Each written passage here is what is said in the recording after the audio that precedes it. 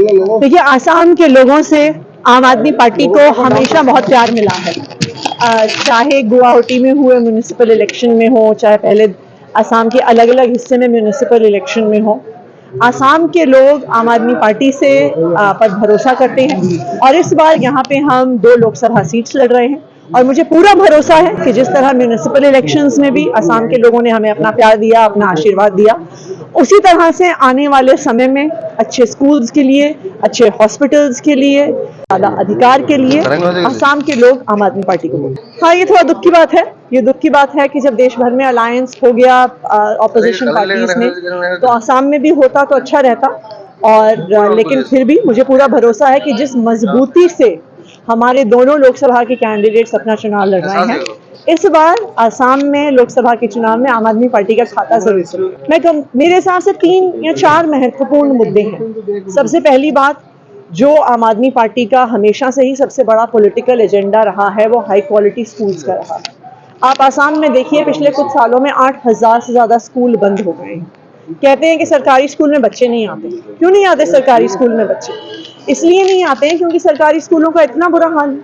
आप अस्पतालों में जाइए, आप हेल्थ सेंटर्स में जाइए, वहाँ पे दवाइयाँ नहीं हैं, डॉक्टर नहीं है, वहाँ पे हाल ठीक नहीं। नंबर तीसरा जो इम्पोर्टेंट मुद्दा है, वो चाय बागान में काम करने वाले लोगों के अधिकारों का है, उनकी मिनिमम वेज का है। आज भी वहाँ पर चाय बागान में 250 रुपये महीने, 250 रुपये दिन के आधार पर पेमेंट होता है। आप दिल्ली में देखिए, दिल्ली की देश के हिसाब से हाईएस्ट मिनिमम वेज है। जब अरविंद केजरीवाल जी की सरकार मिनिमम वेज बढ़ा रहे थे, तो बीजेपी ने इतना विरोध किया, एलजी साहब ने इतना विरोध किया, हाई कोर्ट तक गया, सुप्रीम कोर्ट तक गया, लेकिन लड़ झगड़ के दिल्ली में हमने मिनिमम वेज बढ़ाया है। उसी तरह से आसाम में भी मिनिमम वेज चाय बागान के वर्कर्स के लिए बढ़ाया जाएगा। और चौथा, जो एक बहुत महत्वपूर्ण एजेंडा है आसाम के लिए, आम आदमी पार्टी सीएए का पुरजोर विरोध करती है।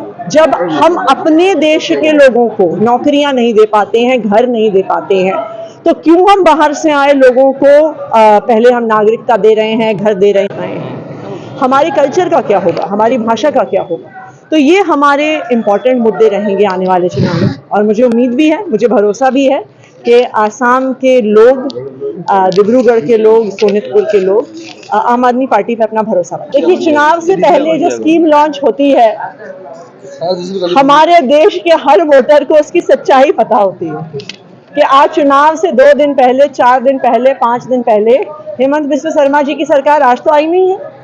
अगर उन्हें वास्तविक तौर पे महिलाओं के लिए काम करना होता, गरीबों के लिए काम करना होता, तो उन्हें चुनाव का इंतजार करने की क्या जरूरत थी? वो पहले ही कर सकते थे। एक चुनी हुई सरकार में पार्टी स्कीम के आधार पर वोट मांग रही है, नई स्कीम के आधार पर वोट मांग रही है, इसका मतलब ही है कि उन्होंने कोई काम नहीं किया है। अगर उन्होंने काम किया होता तो अपने काम के आधार पर वोट मांगते। जैसे अरविंद केजरीवाल दिल्ली में जाके अपने काम के आधार पर वोट मांग रहे हैं, हेमंत बिस्वा शर्मा जी नहीं मांगते।